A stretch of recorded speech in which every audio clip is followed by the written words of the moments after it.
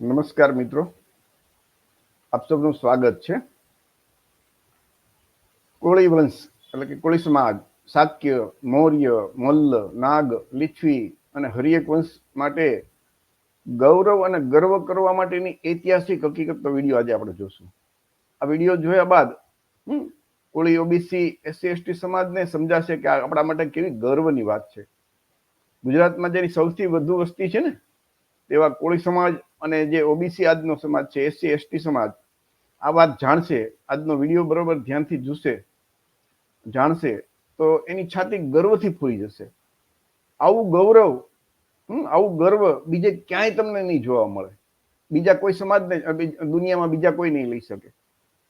એટલે દરેક મિત્રોને વિનંતી કે વિડીયો છે ને એ અંત સુધી જોવા વિનંતી કરું છું. વિશ્વગુરુ ગૌતમ બુદ્ધ વિશ્વના શ્રેષ્ઠ મહામાનવ, એને શ્રેષ્ઠ શિક્ષક કહેવાય, શ્રેષ્ઠ માર્ગદાતા છે. એના નામે કોળી, શાક્ય, મૌર્ય, લીછવી, હરિયક વંશ, નાગવંશ માટે આ ગર્વની વાત છે. અને આવું ગૌરવ વિશ્વમાં બીજા કોઈ ના લઈ શકે. તો ઓબીસી ની જે બધી જાતની જાતિ છે, એસસી ની છે, એસટી ની જાતિ છે, એ કેવી રીતે આવી? તો ગૌતમ બુદ્ધ, સમ્રાટ અશોકના સમયે જાતિ વ્યવસ્થા, વર્ણ વ્યવસ્થા નહોતી. થોડા વંશ હતા જેમાં સમાનતા હતી. કોઈ ઊંચ નીચના ભાવ નહોતા. કુંભાર, લુહાર, દરજી, મોચી, સુથાર, નાઈ, ચમાર, વણકર, તેલી, માળી, માલધારી, એ ધંધો છે, એ જાતિ નથી. આપણા જે મૂળ વંશ છે ને એ ખરેખર તો ગૌતમ બુદ્ધના સમયમાં જે હતા એ આપણે જોયા ને ઉપર કે કોળી, શાક્ય એ બધા. તો એ ગૌતમ બુદ્ધ અને સમ્રાટ અશોકના સમયમાં એ મૂળ વંશો હતા. એમાંથી જ આજના બધા એ જ વંશના લોકો જે કામ કરતા હતા. જે કામ, કોઈ દરજી કામ કર્યું, દરજી થઈ ગયા. મોચી કામ કર્યું, મોચી થઈ ગયા. સુથાર કામ કર્યું, એ સુથાર થઈ ગયા. કુંભારનું કામ કર્યું, કુંભાર થઈ ગયા. પણ એ મૂળભૂત એ વંશના જ બધા એ લોકો છે. અને આપણા મૂળભૂત એ વંશના જે લોકો, પૂર્વજો, બાપ દાદા જે કામ કરતા હતા એ એની જાતિ બની ગઈ. ખરેખર એ જાતિ નથી, એનો ધંધો છે. તો એનો સાર એક આપણે લઈ શકીએ ને કે આજના એસસી એસટી ઓબીસી આપણે બધા ભૂતકાળમાં એક જ હતા અને આપણે બધા એક છીએ. આપણે બધા ભાઈચારો હોવો જોઈએ. એક ખાસ નોંધ તમને કહી દઉં કે ગૌતમ બુદ્ધ અને સમ્રાટ અશોકના સમયે વર્ણ વ્યવસ્થા નહોતી. એટલે કે બ્રાહ્મણ, ક્ષત્રિય, વૈશ્ય, શૂદ્ર હતા જ નહીં. અને એમાંય બ્રાહ્મણો તો હતા જ નહીં. આ ઐતિહાસિક હકીકત છે, કાલ્પનિક વાર્તા નથી. તો આપણે જેના નામે ગૌરવ લેવું જોઈએ, એક શા માટે લેવું જોઈએ એ હું તમને હવે સમજાવું છું. કે ભારતના વડાપ્રધાન 15 ઓગસ્ટ 2024 એ લાલ કિલ્લા ઉપરથી બોલે છે કે હમ વિશ્વ में समृद्ध थे तब भी हमने दुनिया को युद्ध में नहीं जोका है. हम बुद्ध का देश है, યુદ્ધ હમારી રાહ નહીં હૈ. મતલબ એમણે ડંકાની ચોટ ઉપર 15મી ઓગસ્ટ 2024 આજ વર્ષે કીધું લાલ કિલ્લા ઉપરથી કે ભારત દેશ છે એ બુદ્ધનો દેશ છે. આપ સૌ જાણો છો કે વડાપ્રધાન તો કટ્ટર હિન્દુ છે. એ 33 કરોડ ને છોડીને ફક્ત બુદ્ધનું નામ શા માટે લે છે? એટલા માટે કે બુદ્ધના નામે એને માન ને સન્માન મળે છે, ગૌરવ મળે છે. તો હું કે તમે ગૌરવ લઈ શકીએ છીએ? આપણા જે ઓબીસી, એસસી, એસટી, કોળી સમાજ, એના બદલે ગૌરવ કોણ લે છે? વડાપ્રધાન નરેન્દ્રભાઈ મોદી. અને એક પ્રસંગ નથી, આવા તમને પુષ્કળ પ્રસંગ જોવા મળશે. ભારત યુદ્ધનો નહીં બુદ્ધનો દેશ છે, આ નરેન્દ્ર મોદીના શબ્દો છે. તમે જો આ પેપરનું આખું સીધું એની કોપી અહીંયા મૂકી છે. વિશ્વ સંસદ એટલે કે યુનાઇટેડ નેશન, તો દુનિયાના બધા દેશોના પ્રતિનિધિ ત્યાં હોય. અને બધા દેશોના પ્રતિનિધિમાં એટલે કે જેને આપણી ભારતની કેમ સંસદ છે એમ દુનિયાની સંસદ કહેવાય. એ દુનિયાના સંસદ વચ્ચે યુનાઇટેડ નેશનમાં વડાપ્રધાન મોદી એમ બોલે છે કે અમે બુદ્ધના દેશ છે, ભારત બુદ્ધનો દેશ છે, અમે વિશ્વને બુદ્ધ આપ્યા છે, યુદ્ધ નથી આપ્યું. તો ત્યાં પણ એ 33 કરોડમાંથી એક પણ કોઈનું નામ નથી લીધું. વિચારજો બરોબર. એટલા માટે કે બુદ્ધના કારણે એમને માન, સન્માન અને ગૌરવ મળે છે. આખા વિશ્વની અંદર ભારત દેશ છે ને એ બુદ્ધના નામે ઓળખાય છે. દેશને, ભારત દેશને જે માન સન્માન મળે છે બુદ્ધના કારણે મળે છે. હમણાં ઓગસ્ટ 2024 આ વખતે જ અમને યુક્રેન જતા પહેલા વડાપ્રધાન પોલેન્ડમાં ગયા હતા અને ત્યાં એ બોલ્યા હતા કે ભારત દેશ વિશ્વમાં ગૌતમ બુદ્ધના નામે ઓળખાય છે. વિશ્વમાં ભારતના લોકોને બુદ્ધના નામે માન સન્માન મળે છે. વિચાર કરજો, ભારત બુદ્ધ કી ધરતી, यहाँ युद्ध का युग नहीं है. આ વડાપ્રધાનના શબ્દો છે કે ભારત બુદ્ધ કી ધરતી है. તો મારે ને તમારે તો જેમની સાથે લોહીના સંબંધ છે, કોળી સમાજ, ઓબીસી, એસસી એસટી, શાક્ય, મૌર્ય વંશ, નાગ, લીછવી, આ બધા વંશના લોકોને જે આજના ઓબીસી એસસી એસટી છે, તો વડાપ્રધાન સિવાય પણ અન્ય જયારે કટ્ટર હિન્દુ વિદેશમાં જાય ને ત્યારે એ બુદ્ધનું નામ લે છે. એના હિન્દુ ધર્મનું નામ કોઈના 33 કરોડમાંથી નથી, પણ એ બુદ્ધનું એટલા માટે કે તો એમને માન અને સન્માન મળે. તો આવું ખરેખર તો આ તો આપણું ગૌરવ છે. કોળી શાક્ય માટે તો આ ગૌરવ છે ને, ગૌરવ છે.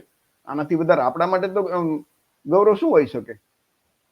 ભારતના સૌથી પૈસાદાર અમીર વ્યક્તિ મુકેશ અંબાણીના પત્ની નીતા અંબાણી વિદેશમાં જાય ત્યારે એ બોલે કે મેં બુદ્ધ કી ધરતી ભારત से आती हूँ. આ ન્યુયોર્કમાં એના બોલેલા શબ્દો છે. વિચાર કરજો, એ પણ કટ્ટર હિન્દુ છે, તો એ બુદ્ધ કી ધરતી એટલે ભારત બુદ્ધની ધરતી છે. અને એ બધા શા માટે બોલે છે કે ભાઈ એમને માન સન્માન ને ગૌરવ તો જ મળે. 33 કરોડમાંથી એને મળે નહીં માન સન્માન, એનું નામ બોલે તો એ બુદ્ધ સાથે તો આપણે લોકોને તો કેટલા નજીકના સંબંધ છે. સિદ્ધાર્થ ગૌતમને જે જન્મ આપનાર છે એ કોળી વંશના માતા મહામાયા, એના પિતા શાક્ય વંશના શુદ્ધોધન.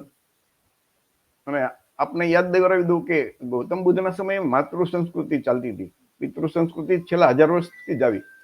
એ પહેલા માતૃ સંસ્કૃતિ ચાલતી હતી. તો મિત્રો, કોળી વંશની માતા મહામાયાની કુખે દુનિયાને અંધકારમાંથી પ્રકાશમાં લઈ જનાર મહામાનવ બુદ્ધનો જન્મ, એ બુદ્ધનો જન્મ થયો હોય તો એ આપણા માટે તો ગૌરવની વાત છે ને. આ લુંબિની વન નું એક ચિત્ર છે કે જ્યાં ઝાડ નીચે સિદ્ધાર્થ ગૌતમનો જન્મ થાય છે. કોળી રાજા અંજનની પુત્રી, એ વખતે વંશ કહેવાતા, જાતિ નહોતી, બધા વંશો હતા, તો એમનો જન્મ થયો એ છે. અને એ કાલ્પનિક વાર્તા નથી, એના પુરાતત્વ વિભાગના શિલ્પ મળે છે. આ એના સિદ્ધાર્થ ગૌતમના જન્મનો એનો શિલ્પનો આધાર પુરાવો તમારી સામે છે. બુદ્ધની માતા મહામાયા એ એનો અઠવાડિયા પછી તેનું મૃત્યુ થાય છે અને ત્યાર પછી એનું પાલન પોષણ કરીને એમના જ માસી માતા પ્રજાપતિ ગૌતમી, એ પણ કોળી વંશના રાજા અંજનના દીકરી, કોળી રાજા અંજનના દીકરી. અને એ માતા પ્રજાપતિએ કેટલું બધું બલિદાન આપ્યું છે. આ એમનું શિલ્પ છે. સિદ્ધાર્થ ગૌતમનું પાલન પોષણ કરનાર માતા જે પ્રજાપતિ ગૌતમી છે ને, એ સિદ્ધાર્થના પાલન પોષણમાં કઈ ખોટ ન રહી જાય ને એટલા માટે એ પોતાના પુત્ર જે હતો ને એને એના મામાના ઘરે મોકલી દીધો અને એમને સિદ્ધાર્થ ગૌતમને એને ઉછેર કર્યો. એમ આ ઐતિહાસિક પુરાવા, પુરાતત્વ વિભાગના પુરાવા છે. બુદ્ધ, યશોધરા, રાહુલ, આ કુષાણ જે ગાંધાર કલા શિલ્પ કલા છે ને, આ એનું એશિયન આર્ટ મ્યુઝિયમ કેલિફોર્નિયામાં, આ એનું મ્યુઝિયમની અંદર આ છે શિલ્પ, તમે જુઓ. આધારભૂત પુરાવો. સિદ્ધાર્થ ગૌતમ બુદ્ધના સિદ્ધાર્થના જે લગ્ન થયા એ પણ કોળી રાજા, કોળી વંશના રાજા ની દીકરી યશોધરા સાથે થયા. આ એમના શિલ્પ છે. યશોધરાનું શિલ્પ જે અજંતા ગુફા છે ને એમાં મળે છે. આ એના પેઇન્ટિંગમાં એનું મળે છે. એટલે કે આ બધી વાર્તા નથી, ઐતિહાસિક પુરાવા સાથેની વાત છે.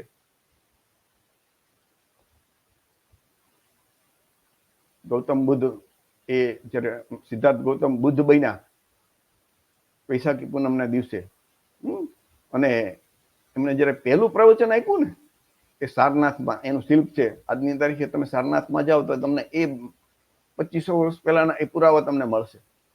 તો એ પ્રથમ જેને ઉપદેશ આપ્યો ને, જેને ધમ્મચક્ર પ્રવર્તન કહેવાય, તો એ ઉપદેશ આપનાર એક કોળી વંશના માતાના દીકરા સિદ્ધાર્થ ગૌતમ બુદ્ધ. ઉપદેશ સાંભળનારા 5 શિષ્યો હતા. એટલે કે જે સંઘની શરૂઆત થઈ એ પહેલા 5 શિષ્યો કોણ હતા? તો અત્યાર સુધી તમે વાતો સાંભળી હશે કે એ બ્રાહ્મણ હતા. એ ખરેખર બ્રાહ્મણ નહોતા. એ 5 માંથી 3 શાક્ય વંશના અને 2 કોળી વંશના શિષ્યો હતા. તો એ મધ્યમ માર્ગ બૌદ્ધ ધર્મની ત્યાંથી શરૂઆત થાય છે. આ તમારી સામે એક બાજુ શિલ્પ છે, એનું એક બાજુ એનું ચિત્ર છે. અને આ વાત કોણે લખી છે? ચીની યાત્રી હેનસાંગ, જે ભારતની એ ભારત આવ્યો ને, 17 વર્ષ ભારતમાં રહ્યો, અને એમણે ત્યારે આ લખ્યું છે. તો મિત્રો, એ હેનસાંગનું તમે પુસ્તક છે, આ એની પુસ્તક છે, એનું પેજ નંબર જે 239 છે ને, એમાં જો આ વસ્તુ લખેલી છે. અને સિદ્ધાર્થમાં એમાં શું લખ્યું છે કે બુદ્ધ પહેલા 27 બુદ્ધ બીજા થઈ ગયા, અને સિદ્ધાર્થ ગૌતમ છે ને એ બુદ્ધ બન્યા એ 28માં બુદ્ધ છે. તો એમણે પુસ્તકમાં લખ્યું છે કે જે શુદ્ધોધન છે ને, એમને એમના આ લોકોને શાક્ય વંશના 3 અને 2 કોળી વંશના જે એમ કે ભાઈ મારો દીકરો છે એ જ્ઞાન સંપાદન કરવા માટે ગયો છે, એટલે કે નવા ધર્મની શોધની પણ વધારે જ્ઞાન મેળવવા માટે. એટલે તમે અહીં એમ કે મેદાનો પહાડોમાં જંગલમાં ફરે છે, તો તમે જાઓ અને એનું ધ્યાન રાખો. તો એ 5 હતા ને, એ એમનો આ જો તમારી સામે આધાર પુરાવો છે. અને આ જ વાત ભાવનગરના 3 દિવંગત જે કોળી સમાજના આગેવાનો થઈ ગયા, બચ્ચુભાઈ પિતાંબરભાઈ કાંબર, દિવંગત મુળજીભાઈ જસવંતભાઈ ગોહિલ અને દિવંગત નારણભાઈ હરિભાઈ બારીયા, આજથી 65 વર્ષ પહેલા એમણે એક પુસ્તક લખ્યું, ભારતની પ્રાચીન પ્રજા કોળી કોમનો ઐતિહાસિક પરિચય. આ વાત આ બધી એમણે એમ એવો સમય 65 વર્ષ પહેલા લખીને ગયા છે. અને એ પુસ્તકના આખું પુસ્તક આપણી પાસે મોજૂદ છે, પણ એમાં એક વંશ, એક તમે એનું જે વાક્ય છે ને, એક પેરેગ્રાફ, એ હું તમારી સામે રજૂ કરું છું કે 65 વર્ષ પહેલા એ કોળી વંશના લોકો શું વિચારતા હતા. એ સમયે એમને લખ્યું કે ભાઈ આપણી કોઈ જાતિની વ્યવસ્થા નહોતી, વર્ણ વ્યવસ્થા નહોતી, આપણે બધા એક છીએ. અને બુદ્ધના સમયમાં જાતિ વ્યવસ્થા નહોતી, વર્ણ વ્યવસ્થા નહોતી, આવી બધી એમને વાત લખી છે. તો એમના જે શબ્દો છે ને, આ જે બધા વડવાઓના એ પુસ્તકમાં, કે આપ જે કોળી વંશના છો તે વંશની મર્યાદા રાખવી હોય અને તેને કલંકનો ડાઘ ન લાગવા દેવો હોય તો ભગવાન બુદ્ધના ઉપદેશ અનુસાર જીવન જીવો. આપ સૌ જાણો છો તેમ આપણા જીવનનું કોઈ ઠેકાણું નથી. ખબર નથી કે મોતના મુખમાં આજે જશું કે કાલે. એટલે જે કઈ પુણ્ય કામ કરવાનું હોય તે આજથી જ શરૂ કરવું જોઈએ, કે જેથી પસ્તાવાનો વખત ન આવે. વિચાર કરજો કેટલો મહાન સંદેશ છે કે ભાઈ તમે જે વંશમાં જન્મ્યા છો ને એની મર્યાદા રાખવી ઉપર, એના ઉપર કલંકનો ડાઘ ન લાગવા દેવો હોય ને, તો ભગવાન બુદ્ધે જે માર્ગ બતાવ્યો છે એના અનુસાર જીવન જીવો. આ એ પુસ્તકનું ફોટોકોપી છે કે ફક્ત તમે કોળી વંશમાં જન્મ્યા છો, તમે શાક્ય વંશમાં જન્મ્યા છો, તો એના કારણે તમને વિદેશમાં ગૌરવ મળે.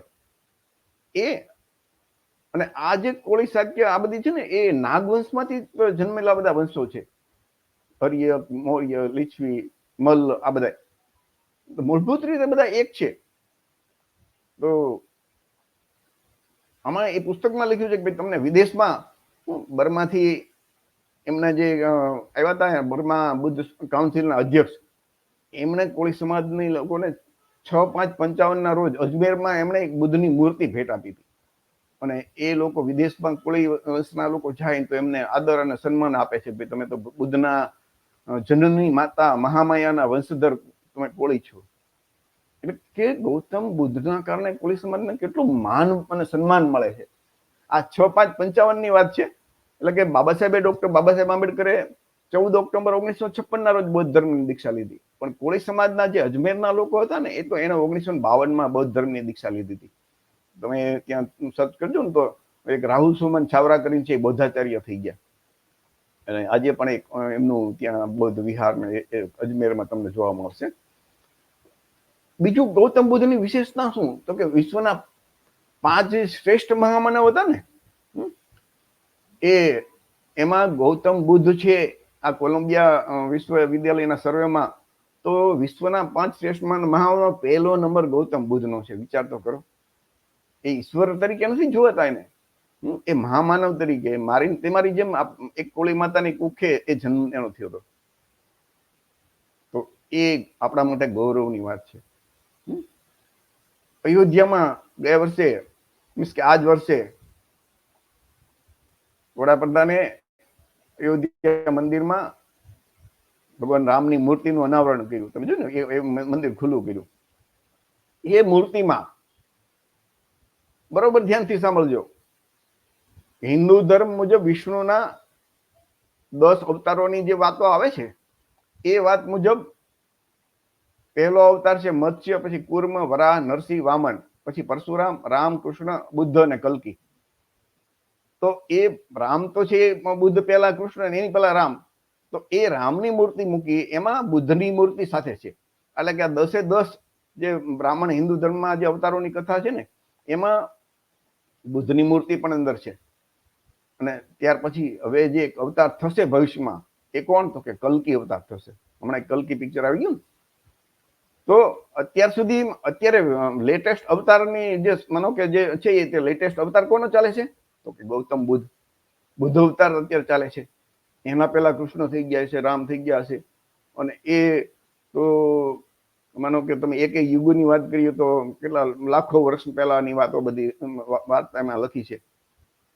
તો આ જે 10 અવતારોની કથા છે ને, એમાં એક તો કલ્કી અવતાર તો હજી થશે, પણ જે થઈ ગયા છે 9 અવતાર, એમાં ગૌતમ બુદ્ધ એટલે કે બુદ્ધના જ પુરાતત્વ વિભાગના 1 નહીં 1 લાખ પુરાવો મળે છે. જ્યારે બાકીના અવતારોના ફક્ત કથા અને વાર્તા, પુરાણી કથા મળે છે, એનો કોઈ પુરાવો નથી મળતો. તો આપણા માટે તો કેટલી ગૌરવની વાત કહેવાય.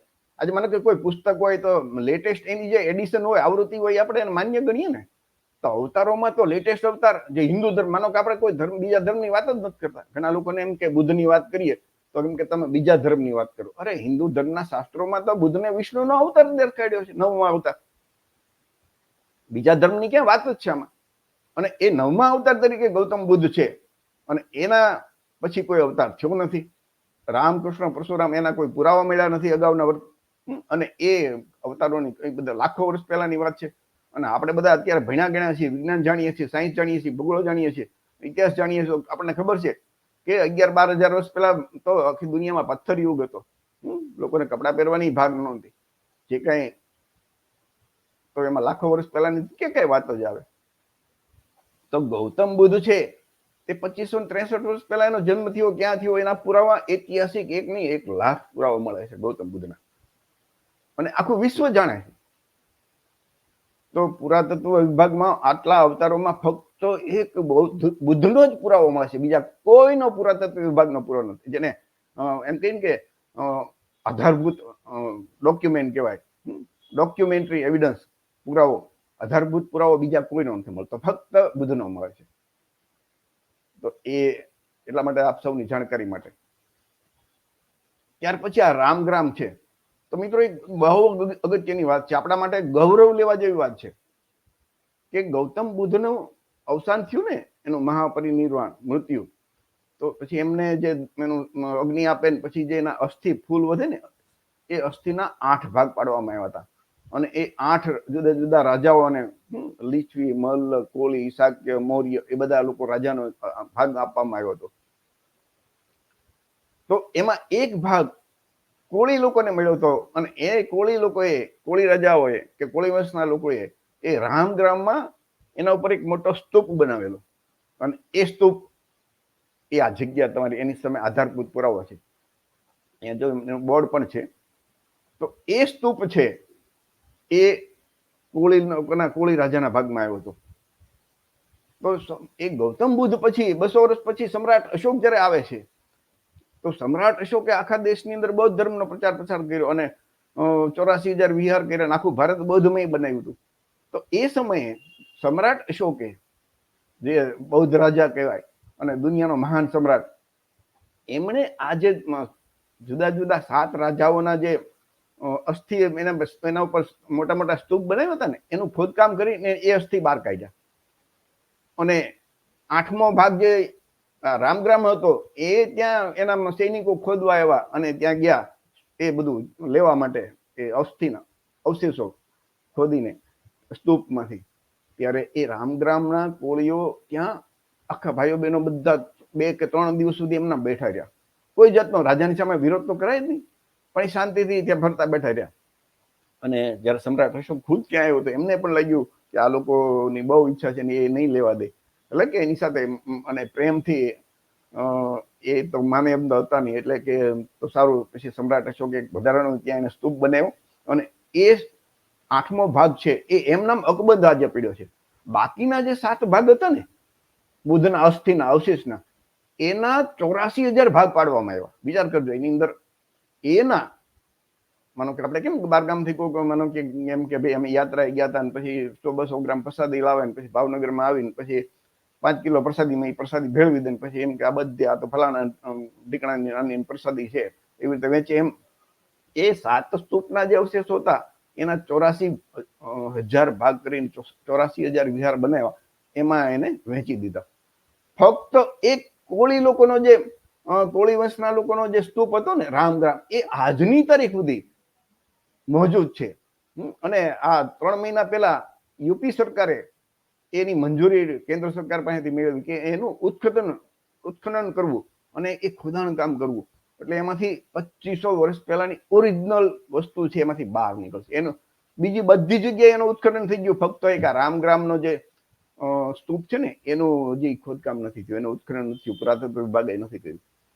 અને એ મંજૂરી મળી છે અને કદાચ આ ચોમાસું પૂરું થાય અને એના ઉપરથી એ કદાચ થાય તો એ જે સમ્રાટ અશોકે જન્મ નથી કાઢી શક્યા એ જે ગૌતમ બુદ્ધના સમયમાં એના મહાપરિનિર્વાણ પછી જે બુદ્ધના અસ્થિ અંદર એટલે કે ફૂલ જેને આપણે કહીએ છીએ એ અંદર રાખવામાં આવ્યા હતા એ એમ નામ નીકળશે બહાર, એવું આપણે માની શકીએ.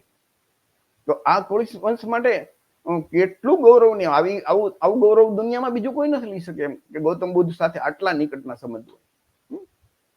વડાપ્રધાનનો એક વધારાનો કે ભાઈ બુદ્ધની શિક્ષા અપનાવી હોત તો વિશ્વમાં જે ક્લાઇમેટ ચેન્જ એટલે કે આજે પર્યાવરણની કોઈ મુશ્કેલી ઊભી ન થઈ હોત. વિચાર કરજો, યુક્રેન યુદ્ધનો અંત છે ને એ બુદ્ધના માર્ગથી જ લાવી શકાશે, આવું વડાપ્રધાનનું સ્ટેટમેન્ટ છે. વિચાર કરજો કે બુદ્ધના માર્ગે જ યુદ્ધનું સમાધાન થઈ શકે. એમાં કોઈ 33 કરોડ કુલનું નામ ન આવ્યું, કેમ કે એ લોકોના એકલા યુદ્ધના જ ઇતિહાસ છે. તો આ એટલા માટે કે બુદ્ધના નામે માન સન્માન આ બધું બોલી શકાય. યુપીના મુખ્યમંત્રી યોગીજી, હવે એ પણ તમે વિચાર કરજો કે એમણે પણ એ બોલે કે પૂરી દુનિયામાં ભારત કી પહેચાન બુદ્ધ है. વિચાર કરજો કે ભારત વિશ્વમાં બુદ્ધના નામે ઓળખાય છે, રામ કે બીજા કોઈ 33 કરોડના નામે નહીં. આ આપણા માટે ગૌરવ છે કે મારે તમારે તો જેની સાથે લોહીનો સંબંધ છે.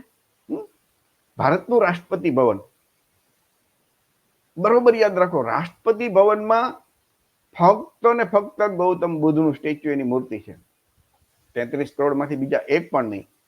શા માટે? તો કે વિદેશથી મહેમાન આવે તો એ વિદેશના લોકો ગૌતમ બુદ્ધને જ ઓળખે છે. તો ગૌતમ એટલા માટે ગૌતમ બુદ્ધનું બીજા કોકનું રાખે અને ચિત્ર વિચિત્ર આકૃતિ બધા લડાયક સાધનો વિચિત્ર બધી એની વાતો, તો એ તો કદાચ કોઈ હાંસી ઉડાવે કે આબરૂના કાકરા થાય. એટલે વિદેશથી મહેમાન આવે તો એને બુદ્ધ જોવા મળે અને અહીંથી વડાપ્રધાન અહીંથી લોકો વિદેશમાં જાય ત્યારે એમ બોલે કે હું બુદ્ધના દેશમાંથી આવું છું. તો આપણા માટે આ ગૌરવની વાત છે ને કે રાષ્ટ્રપતિ ભવનમાં ફક્ત ગૌતમ બુદ્ધ છે. બીજું આપણું જે રાષ્ટ્રીય ધ્વજ છે ને એ ધ્વજની અંદર બ્લુ કલરનો જે ધમ્મચક્ર છે, ચક્ર છે ને એ ધમ્મચક્ર છે, એ બૌદ્ધ ધર્મનું પ્રતીક છે. અને આ જે આપણું જે રાષ્ટ્રીય ચિહ્ન છે ને એ આ 3 સિંહનું મોઢા દેખાય ને પણ પાછળ ચોથું જે મોઢું છે ને એ પાછળના ભાગે છે, એટલે કે 4 સિંહ વાળું એ આપણું એ બૌદ્ધ ધર્મનું પ્રતીક છે. સમ્રાટ અશોક દ્વારા બનાવેલો. એને સમ્રાટ અશોકે સાંચીમાં જે સ્તૂપ બનાવ્યો ને એમાં આ બધું એનો એ આપણું રાષ્ટ્રીય ચિહ્ન છે. વિચાર કરજો, રાષ્ટ્રીય ચિહ્નમાં પણ આપણો જ બૌદ્ધ ધર્મ આપણું જ અંદર છે, જેને આપણે એના નામે ગૌરવ લઈ શકીએ. આવું છે બીજા કોઈ ધર્મનો? વિચાર કરજો. તો આ આપણા માટે ગૌરવની વાત છે. બીજું, ભારત સોને કી ચિડિયા ક્યારે કહેવાતો? તો કે સમ્રાટ અશોક ને ત્યાર પછીનો જે ગુપ્ત વંશ છે, વિક્રમાદિત્ય આ બધા વંશ, એ સમયે આપણો એક સોને કી ચિડિયા કહેવાતો. એટલા માટે કે આપણે સુખી સંપન્ન હતા, કોઈ વર્ણ વ્યવસ્થા નહોતી, કોઈ દુઃખી નહોતું. અને ભારતની અંદર શ્રેષ્ઠ વિશ્વવિદ્યાલય નાલંદા, તક્ષશિલા, વિક્રમશિલા, આ બધી વિશ્વવિદ્યાલયોમાં વિશ્વમાંથી લોકો ભણવા ત્યાં આવતા, અભ્યાસ કરવા આવતા. અને એટલું બધું આપણા દેશનું કેટલું કલ્ચર અથવા તો જ્ઞાન વિજ્ઞાનમાં આપણે લોકો આગળ હશું. આપણી બાજુમાં જે વલભીપુર ગુજરાતમાં આવ્યું છે ને, એ વલભીપુરમાં બૌદ્ધ વિશ્વવિદ્યાલયના પુરાવા મળ્યા છે. ઐતિહાસિક વાત છે અને ઐતિહાસિક પુરાવા મળ્યા છે, કોઈ કાલ્પનિક વાર્તા નથી. તો એ વિચાર કરજો કે વિશ્વમાંથી લોકો અહીંયા અભ્યાસ કરવા આવતા. અત્યારે વર્તમાન સમયમાં ભારતમાં આપણું આટલા વિકાસ પછી પણ જે ટોપ 200 યુનિવર્સિટી લેવામાં આવે ને, એમાં એક પણ 200 યુનિવર્સિટીની જે ઉપરનું લિસ્ટ બનાવવામાં આવે ને દુનિયાની, તો એમાં ભારતનું એક પણ યુનિવર્સિટીનું નામ નથી આવતું. અને ગૌતમ બુદ્ધે જે માર્ગ બતાવ્યો, જે સંદેશો આપ્યો ને, એ એટલો મહાન છે. એટલા માટે આપણા માટે ગૌરવ કે આખી દુનિયા એમને સ્વીકારે છે. એમનો જે કલામ સૂત્રમાં જે એનો સંદેશ છે ને, કે હે લોકો, હું જે કાંઈ કહું છું તે પરંગત છે એમ જાણીને ખરું માનશો નહીં. તમારી પૂર્વ પરંપરાને અનુસરીને છે તેમ જાણી ખરું માનશો નહીં. આવું હશે એમ ધારી ખરું માનશો નહીં. સુંદર લાગે છે માટે ખરું માનશો નહીં. હું પ્રસિદ્ધ સાધુ છું, પૂજ્ય છું એવું જાણી ખરું માનશો નહીં. તમારી શ્રદ્ધાને પોષનારું છે એમ જાણી ખરું માનશો નહીં. પણ તમારી વિવેક બુદ્ધિથી મારો ઉપદેશ ખરો લાગે અને માનવ સમાજ માટે કલ્યાણકારી લાગે તો તમે એને સ્વીકારજો. એટલે કે બૌદ્ધ ધર્મની અંદર કોઈ પુસ્તક કે સાહિત્યનું કોઈ મહત્વ જ નથી રહેતું. ગૌતમ બુદ્ધે તો એમ કીધું કે હું કહું ને એ પણ નહીં માનતા. તમે તર્કની કસોટી ઉપર ચડાવો અને માનવ જાતિ માટે કલ્યાણકારી લાગે તો એને માનો.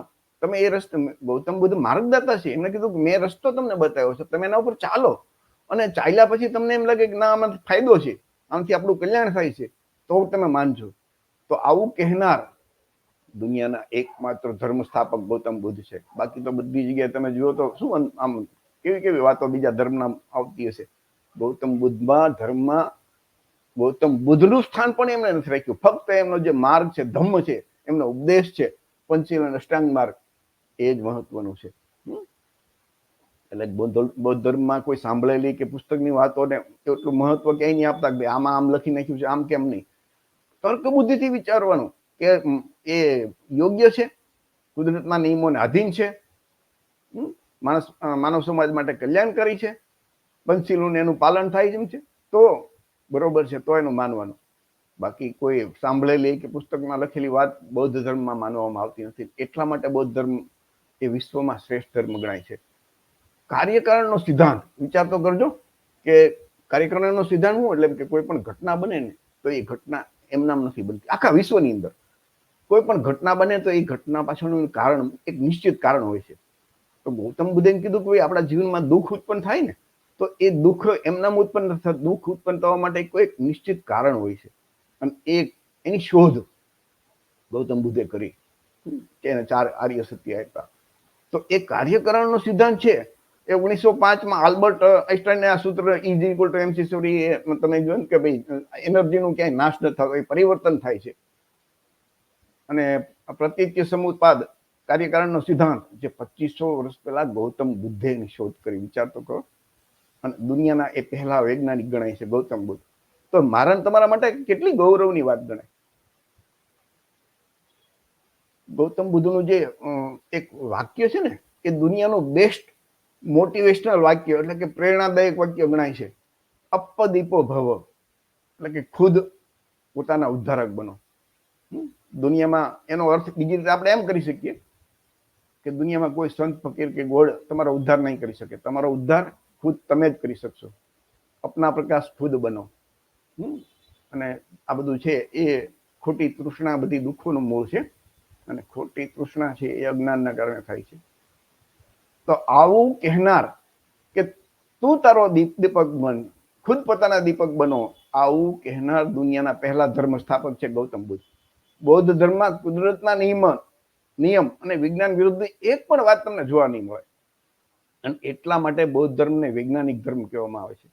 બીજા ધર્મમાં એમ કે ભાઈ મારી શરણમાં આવો તો હું તમારો ઉદ્ધાર કરો, મારા ગુણ ગાઓ, ગાન ગાઓ, મારી ભક્તિ કરો, મને બંદગી આપો, બંદગી કરો, મને ભેટ ધરો, આ કરો, આરતી કરો, દીવા કરો, ફલાણું કરો તો તમારો ઉદ્ધાર.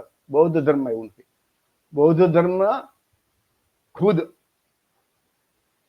તમે તમારા ઉદ્ધારક. તો આવી વાત ફક્ત ગૌતમ બુદ્ધે કરી એટલે દુનિયાનું બેસ્ટ મોટિવેશનલ પ્રેરણાદાયક વાક્ય ગણાશ.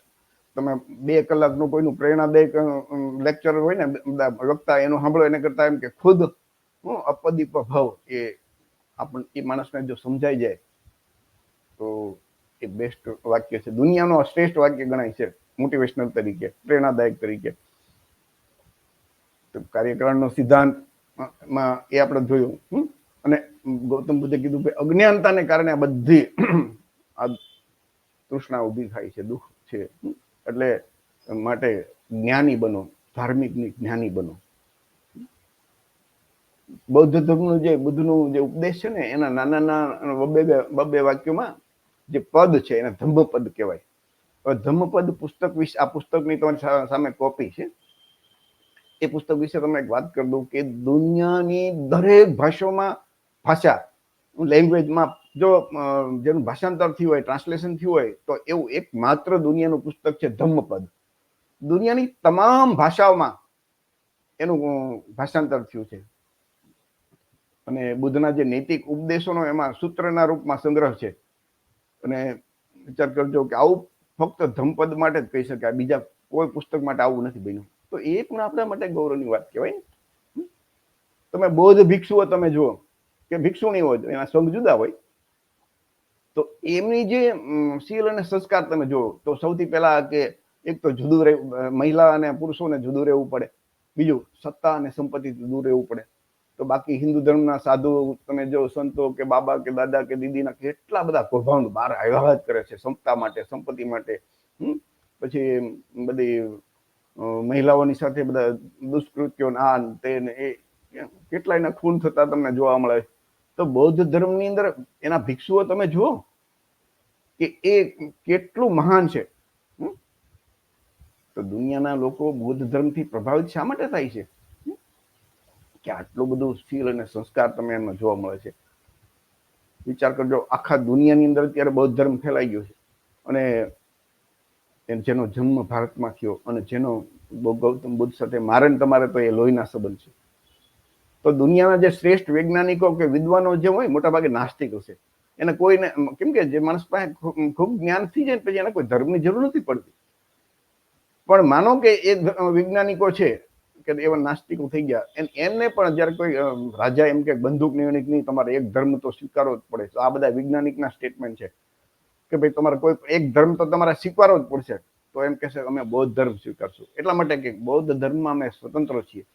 બૌદ્ધ ધર્મની અંદર કોઈ અમને બંધન નથી, અમે સ્વતંત્ર રહી શકીએ છીએ. એટલે ગૌતમ બુદ્ધનો જે આ બૌદ્ધ ધર્મ છે ને એ નાસ્તિકોનો ધર્મ છે. નાસ્તિકનો જે ધર્મ રેશનાલિસ્ટ લોકો છે ને, તો બૌદ્ધ ધર્મ એ રેશનાલિસ્ટ નાસ્તિક લોકોનો ધર્મ છે.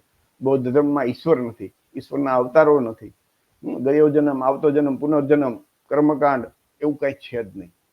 શીલ અને સંસ્કારનું પાલન એને બૌદ્ધ ધર્મ કહેવાય છે. તો એટલા માટે પણ એ આપણા માટે ગૌરવની વાત કહેવાય. દુનિયાની અંદર આ એક મલેશિયા કંબોડિયાનું એક મંદિર છે. એમાં એક જ મંદિરમાં 84,000 બૌદ્ધની મૂર્તિઓ છે. વિચાર કરજો, સ્ટેચ્યુ. તો વિશ્વમાં, આખા વિશ્વમાં સૌથી વધારે જો કોઈની મૂર્તિ હોય ને તો ગૌતમ બુદ્ધની છે. અને ગૌતમ બુદ્ધ એટલે મહાન નથી કે એની સૌથી વધારે મૂર્તિ છે. ગૌતમ બુદ્ધ એટલા માટે મહાન છે કે એમને જે માર્ગ બતાવ્યો છે, એમને જે રસ્તો બતાવ્યો છે એ ઉત્તમ છે, એટલે મહાન છે. અપદીપો ભવ. વિચાર તો કરો, અપદીપો ભવ. મૂર્તિ વધારે છે સૌથી વધારે એટલે નહીં, આ પણ આપણા માટે ગૌરવની વાત છે. આ રાજરત્ન આંબેડકર બાબા સાહેબના વંશજ છે. એમને તો એમના વિડીયોમાં તમે યુટ્યુબમાં પુષ્કળ જોવા મળશે કે કહે છે કે ભારતમાંથી જે બ્રાહ્મણો અથવા બ્રાહ્મણ સંગઠનો જે ચલાવતા હોય ને એ લોકો અહીંથી બૌદ્ધ બનીને વિદેશમાં જાય. બૌદ્ધ ધર્મની જે કોન્ફરન્સ હોય અને ત્યાં એમ કે અમે ભારતમાંથી અમે બૌદ્ધ છીએ, અને એ બૌદ્ધ બનીને કટ્ટર હિન્દુ હોય પણ એ બૌદ્ધ બનીને ત્યાં જાય અને આંતરરાષ્ટ્રીય બૌદ્ધ કોન્ફરન્સમાં જઈને ત્યાંથી દાન લઈને આવે છે. આ એનું ઓફિશિયલ સ્ટેટમેન્ટ યુટ્યુબમાં ઉપર તમને ઘણા બધા એના વિડીયો જોવા મળે છે. એનું કારણ કે દેશમાંથી માન સન્માન જે બૌદ્ધ દેશો છે ત્યાંથી એ બુદ્ધના કારણે મળે, દાન મળે.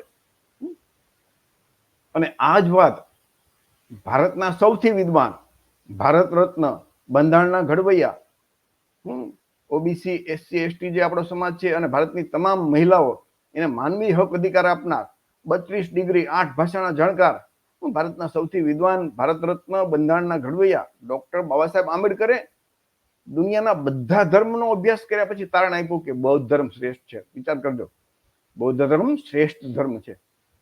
સૌથી વિદ્વાન વ્યક્તિ ભારતની જયારે એમ કહી દે કે બૌદ્ધ ધર્મ શ્રેષ્ઠ છે, તો મારે તમારે શું વિચારવાનું રહે? આપણી શું હેસિયત બાબા સાહેબ પાસે?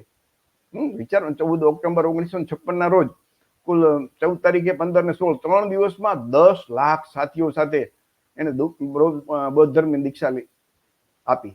પહેલા ખુદ બાબા સાહેબે દીક્ષા લીધી, પછી બધાને દીક્ષા આપી. તો બાબા સાહેબ જયારે બાબા સાહેબ જેવી મહાન વ્યક્તિએ માર્ગ સ્વીકાર્યો, તો મારે તમારે તો વિચારવાનું નથી રહેતું. છતાં વિચારવું હોય તો તમે બધું આ સાહિત્ય જુઓ, આ બધી માહિતી આજનો તમે વિડીયો જુઓ તો તમને ખુદને ગર્વ થશે કે આનાથી વધારે બીજું ઉત્તમ ધર્મ અને એ આપણા માટે ગૌરવની બીજી વાત શું હોઈ શકે?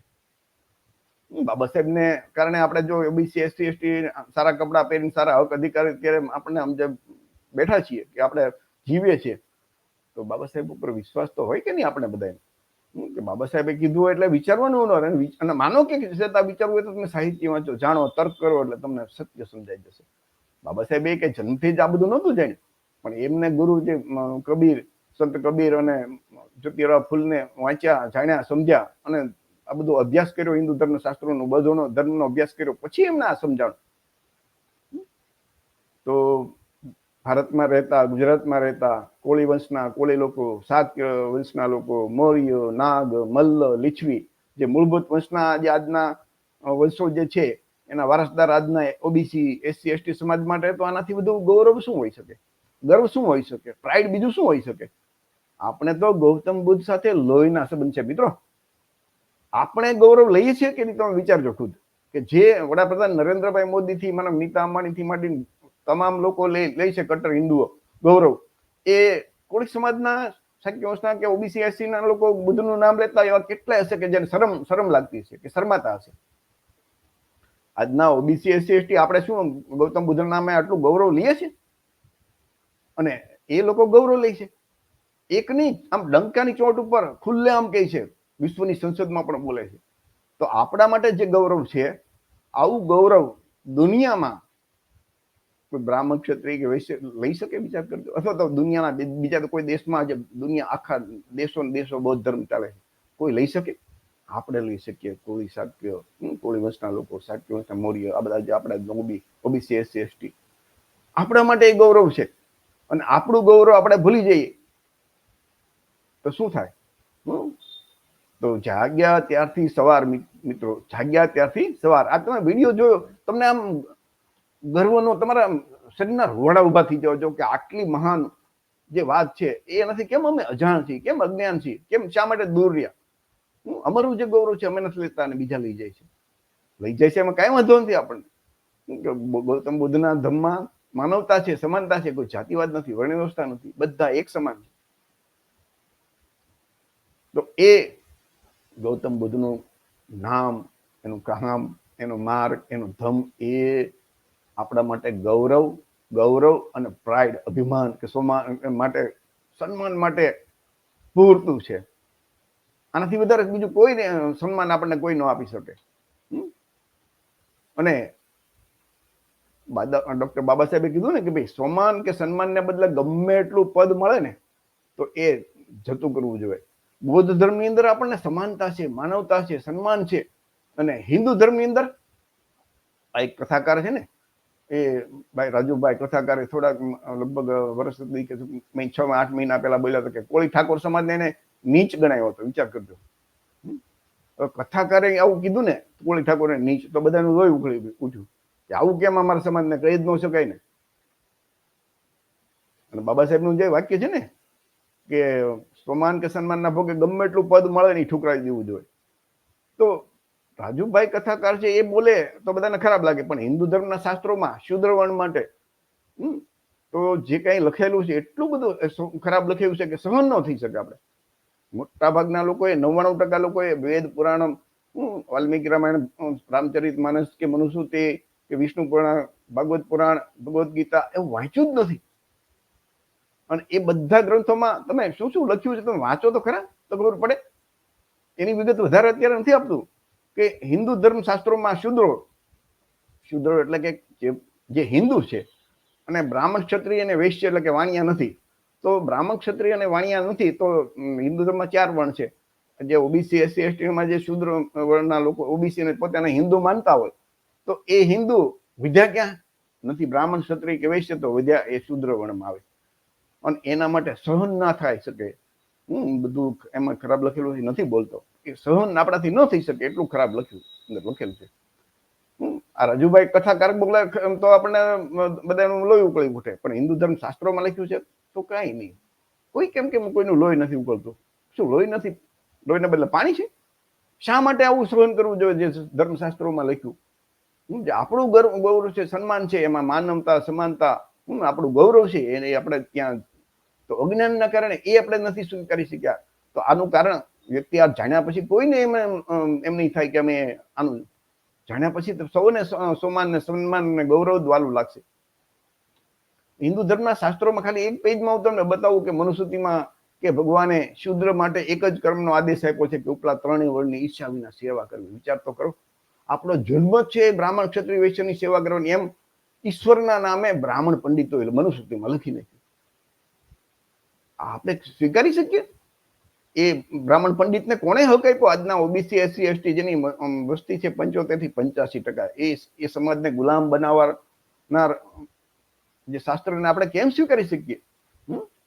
આ રામચરિત માનસ છે ને, એ ઉત્તરકાંડમાં 99 નંબરના શ્લોકમાં છે કે તેલઈ કુમાર, ચાંડાલ, ભીલ, કોલ, કલવાર આદિ જો વર્ણ में नीचे है, स्त्री के मरने पर अथवा तो घर की संपत्ति नष्ट हो जाने पर सिर मुंडाकर सन्यासी हो जाते. એટલે કે આ બધા નીચી જાતિના વર્ણના છે.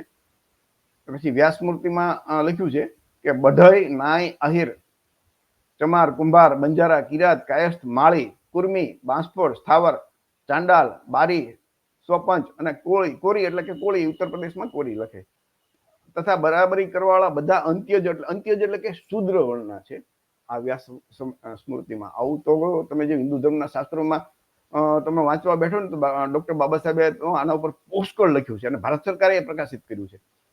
એનું જે ગુજરાતીમાં 6 નંબરનું વોલ્યુમ છે હિન્દુ ધર્મનું તત્વજ્ઞાન, એમાં બાબા સાહેબે સ્પષ્ટ લખ્યું છે. હિન્દુ ધર્મનું મોટો જબર પુસ્તક છે, પણ તત્વ એક વાક્યમાં લખ્યું છે કે હિન્દુ ધર્મનું તત્વજ્ઞાન એ છે કે બ્રાહ્મણો માટે શ્રેષ્ઠ છે, સ્વર્ગ સમાન છે, અને શૂદ્રો માટે નર્ક સમાન છે.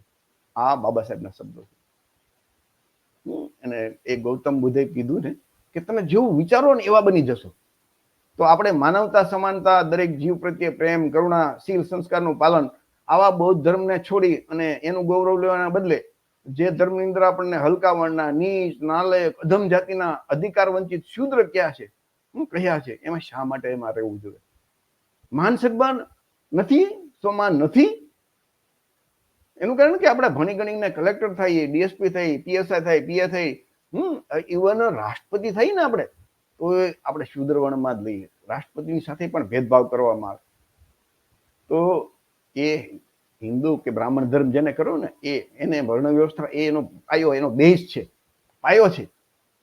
તો આપણો તો મૂળ ધર્મ બૌદ્ધ ધર્મ છે.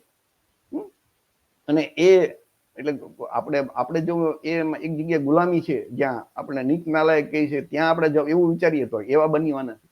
અને બૌદ્ધ ધર્મ આપણે સમાનતા છે, માનવતા છે. તો ગૌતમ બુદ્ધે કીધું કે આપણે જેવું વિચારશું ને એવા બનશું. તો આપણે શા માટે એવું ખરાબ વિચારવું જોઈએ?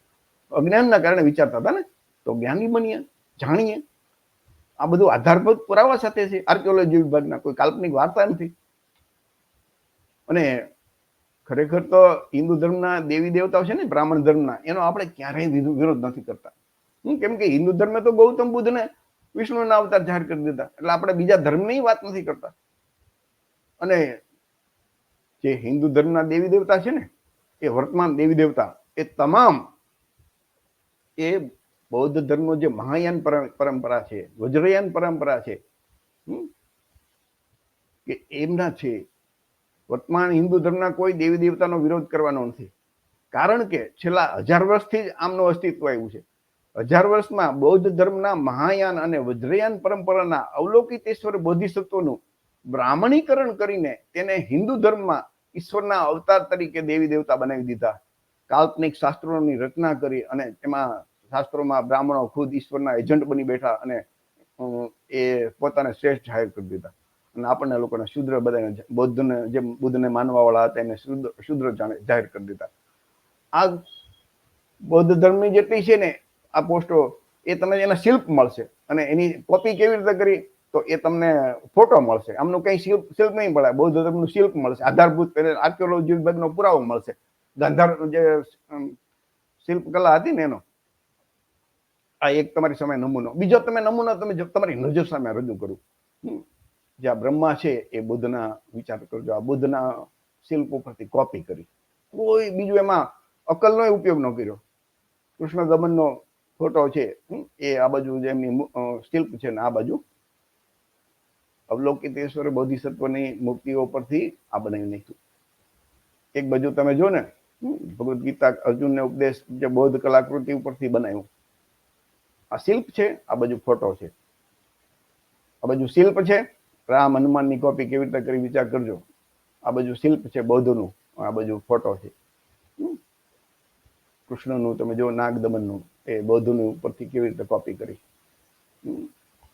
ગૌતમ બુદ્ધનો મહાપરિનિર્વાણ વખતે આવી રીતે આ જે એની જે આવા મૂર્તિ તરીકે એની જો તમને જોવા મળે ને એના ઉપરથી તે વિષ્ણુની કોપી કરી, ભગવાન બુદ્ધની મૂર્તિ ઉપરથી. વાંસળી વગાડતા બુદ્ધની ઉપરથી વાંસળી વગાડતા વાસુદેવ, જે ખરેખર એ પણ આ બધા બોધિસત્વો હતા, એના ઉપરથી કોપી કરી નાખી. ગૌતમ બુદ્ધના માતા, કોળી વંશના માતા મહામાયાનું જે શિલ્પ છે એના ઉપરથી માતા લક્ષ્મી, લક્ષ્મી માતા બનાવી નાખ્યા. મહાલક્ષ્મી જેને કહેવાય ને, દિવાળીના દિવસે જેનું પૂજન થાય. તો આ કોપી પેસ્ટ ટોટલી કોપી કરી નાખી. બુદ્ધની મૂર્તિને ચુંદડી પહેરાવીને માતાજી બનાવી દીધા. શંકર પાર્વતીની કોપી કેવી રીતે કરી વિચાર કરજો, જોઈ લેજો તમે તમારી સામે, નજર સામે. જે શિવા છે એ બૌદ્ધ પરંપરાના અવલોકિતેશ્વર છે, એના ઉપરથી શંકર ભગવાન બનાવી નાખ્યા. માતાજી જે તારા દેવી હતા એના ઉપરથી માતાજી પાર્વતીજી દેવી બનાવી નાખ્યા. બુદ્ધની મૂર્તિ છે, નાગ લોકો, ખરેખર નાગ એની ઉપર ફેણ રાખી નહોતું, પણ નાગ લોકો છે ને જેના ઉપરથી થોડી શક્ય આ બધા જે આપણા વંશો બધા મોટા ભાગના નાગ વંશમાંથી જ ઉભા થયા. એ નાગ વંશના લોકો ગૌતમ બુદ્ધને એનું રક્ષણ કરતા, એનું ધ્યાન રાખતા અને એને એની સાથે રહેતા. એટલે એના ઉપર એનું પ્રતિક રૂપે એનું ટોટમ તરીકે એ દર્શાવેલ છે. આ નકલ એમને કરી ને ક્યાંય અકલનો ઉપયોગ નથી કર્યો, એમને નકલ જ કરી નાખી. મહિષાસુર વધુ તમે જો ને તો આ થોડાક નમૂના તમારી સામે, આવા તો બીજા પુષ્કળ નમૂના છે. યુટ્યુબમાં તમને, ગૂગલ સર્ચમાં તમને જોવા મળશે. આ બધા આધારભૂત પુરાવા છે પુરાતત્વ વિભાગના. આર્ટ અને મ્યુઝિયમમાં અત્યારે પડ્યા છે બધા. સંપૂર્ણ જે બૌદ્ધોની જાતક કથા હતી ને, દશરથ જાતક કથા, એના ઉપરથી રામાયણ બનાવી. દશરથ જાતક કથા છે એની અંદર રામ ને સીતા અને લક્ષ્મણ આ બધા પાત્રો આવે, દશરથ ને બધું છે, પણ એમાં કોઈ કાલ્પનિક વાતો નથી. રામ રાવણનું યુદ્ધ ને એ બધું કઈ નથી. તો એના ઉપરથી તે મહાભારત અને રામાયણ એ બૌદ્ધોની જે જાતક કથાઓ છે ને, જાતક કથા એટલે કે ઉપદેશ કથાઓ, ઉપદેશ માટે આપણે કેમ પંચતંત્રની કથા હોય, બાળકોને સમજાવવા માટે કથા ઉભી કરીએ, એ વાસ્તવિકતા બની ગયેલું ન હોય તો એ જાતક કથા ઉપરથી આ રામાયણ અને મહાભારત, અને એ પ્રોફેસર વિલાસ ખરાત એને આધારભૂત એના પુરાવા સાથે યુટ્યુબમાં તમને એના વિડીયો જોવા મળશે. તો મિત્રો, આ હતી નાની એવી વાત આપણી કે કેવી રીતે બૌદ્ધ ધર્મનું બ્રાહ્મણીકરણ કરવામાં આવ્યું. એ હિન્દુ ધર્મના દેવી દેવતા છે, એ બીજા કોઈ નથી, બૌદ્ધ ધર્મના જ છે, મહાયાન પરંપરાના, વજ્રયાન પરંપરાના છે. બોધિસત્વ અવલોકિતેશ્વર બોધિસત્વો છે, એમનો પણ આપણે ક્યાંય વિરોધ નથી કરવાનો.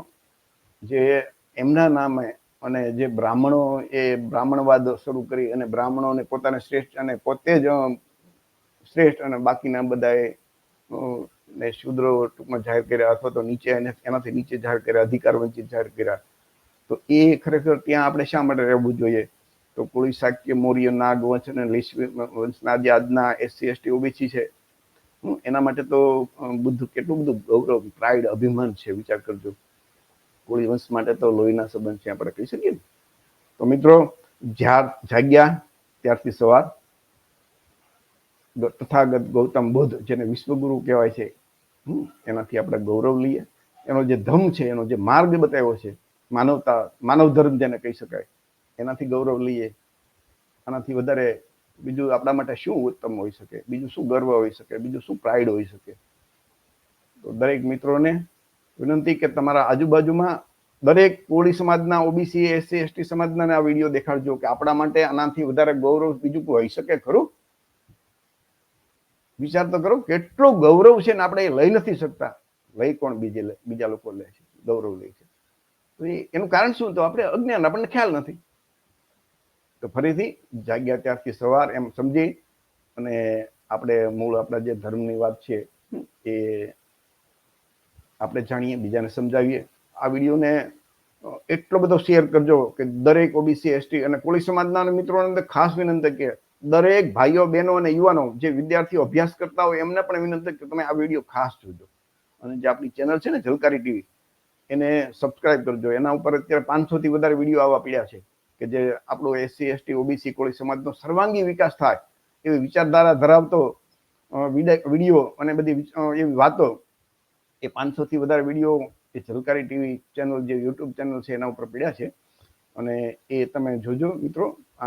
આખું જે કાર્યક્રમનો હેતુ છે એ આપણી સાચી જાણકારી મળે, કોઈની લાગણી દુભાવવા માટે નથી. આપણી જે આપણું ગૌરવ છે એ આપણે નહીં લીધો, અને આપણે નહીં લઈ શકીએ તો બીજું કોણ લેશે? તો ફરીથી જે પણ મિત્રોને આમાં જોડાવા, આ ધમ કાર્યમાં સાથ અને સહકાર આપશે, એ સૌનો આજે આભાર, ભવિષ્યમાં પણ હું આભાર માનું છું. અને આપણે સૌ આ વાત ને ઘર ઘર સુધી પહોંચાડીએ. કોળી સમાજના દરેક ઘરે આ વાત પહોંચે કે આનાથી વધારે બીજું ગૌરવ આપણા માટે હોઈ નહીં શકે. કાર્યક્રમ આપણે અહીંયા પૂરો કરીએ છીએ. જય ભીમ, નમો બુદ્ધાય, જય સંવિધાન.